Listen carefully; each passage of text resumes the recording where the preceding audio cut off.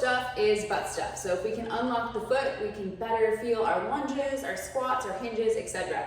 So this is an exercise in a half kneeling position, and I elevate the big toe as well as the big toe mound. So I'm going to use tiny wedges. I'm also going to show you what you can do with mini bands, because I don't expect that most people have these. So I'm going to elevate the big toe mound and the big toe. So I have that big toe mound, that's that bony part underneath the big toe, and I'm also elevating the big toe itself.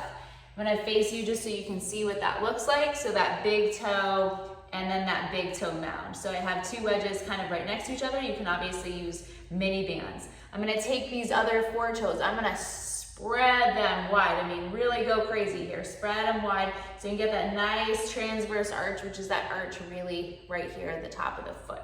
So I'm going to place those mini bands or wedges in that big toe mound. Think about spreading the other toes nice and wide. In this position, I'm going to think about taking my knee over my ankle. I don't want to go so far that my heel elevates. It's really important that we maintain that heel contact as we go forward. Spread the toes, sense and feel that big toe mound.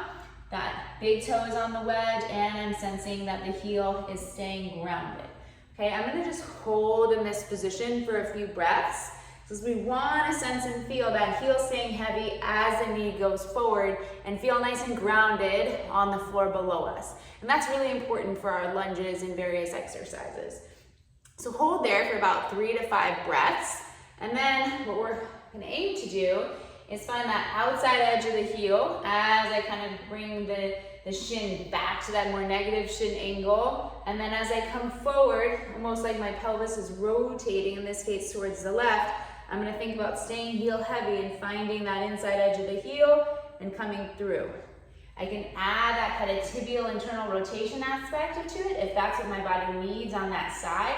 Think about almost like rotating this tibia towards that big toe and then come back. Whatever feels comfortable with this back leg, sometimes you can set it up, almost get like an adductor stretch, as I'm turning and opening the hip towards that side.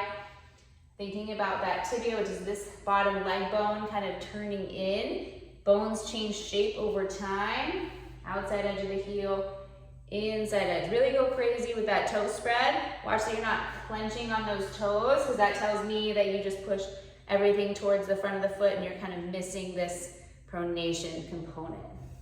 So you're just outside edge, inside edge if you don't want to do the tibia part, and you're going to kind of rock back.